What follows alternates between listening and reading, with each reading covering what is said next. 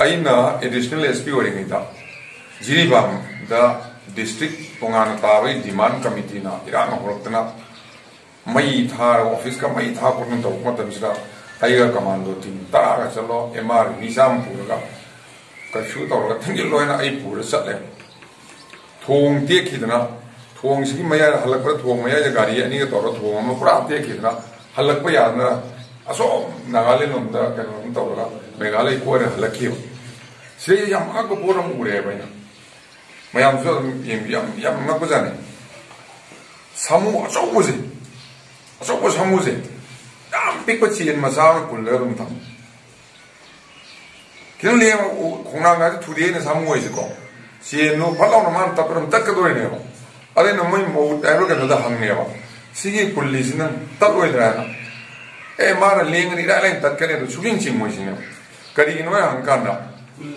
पीगो माना मचा पिछा पीगो अदी थोड़ी कल चेना अदे पुलपनी माना अमोने ट्राई तब सुख तक्द्रमीना माई वखल कोक्सीद सुत तलरोना खनोखे मा सुचिंग चिंद्रे सुचिंग चिंद्रे पीक्र थोड़ी पुल पुल मधु कहीं थरद थरद्रे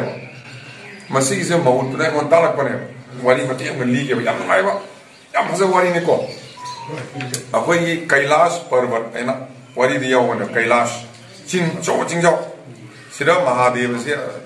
भगवान शंकर महादेव से चिंग गातने मा लेगलती मादी खरा साथी मीर खरा नुआना फ्री होने लेते यादे अखोई चाथोईगुमने मसाई फ्री स्टाइल ले पाजो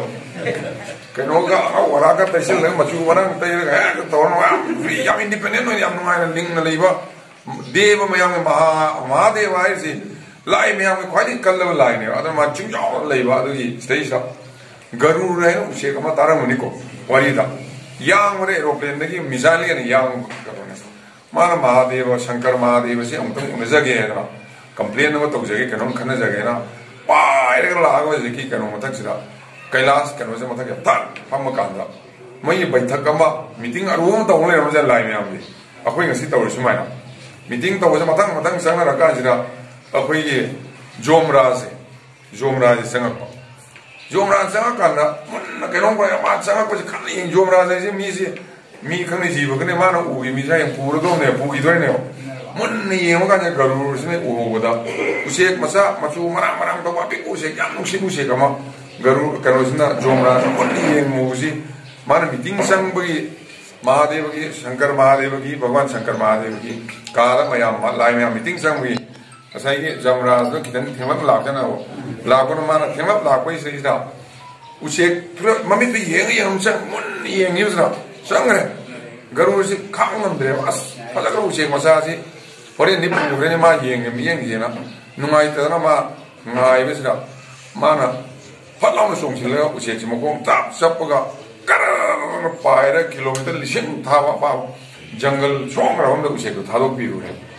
उदना भाई लेर मा उनदिंगे मुझे मीटिंग लोइदना थोरपसा माना हंगमनगीदना जोमराज हंगुरे गरुड़ से प्रभु मसाई उचेक मचा अराम उचेक मचा मचू तोान तोान मचू फजब उचेक मचा नंने खाना मुनि येंगीदु करीगिनो सिने ए मा ngasi सिरनी सिबई मतम लाखरे आइने मुनि येंगीसो सिरद लई माना सिदोरिसे किलोमीटर लिसिंग थाब था जगह उमई मखारा जंगल मदा लिन सिगा सिदोरिनी अरे सिरद लई माना हुजी मिनट 10 कुन आर चल सिरुद कम सिदोन मुन्न खन लेरमनी मा खलीसे अदुगी खनमदा अदुगी नैन मुनि सिदे सिरनी सिबे स्वाय नतब लिन सि सिदो सिरो किलोमीटर लिसिंग थाब सिदोरबा पिक्रबु सेक्तना किलोमीटर लिसिंग मसलगा क्रमाने सिरुदोइनो खनमदै मन्न येंग लेरमनी सिने इसे तुमा थोरक लेरमद्रेवा अदैने गरुड़ से पाखले अस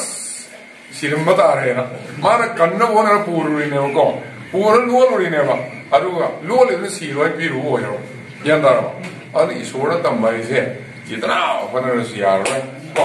अदुना कोई तंगी मैसे अदुना तंगरबने दिकारमिना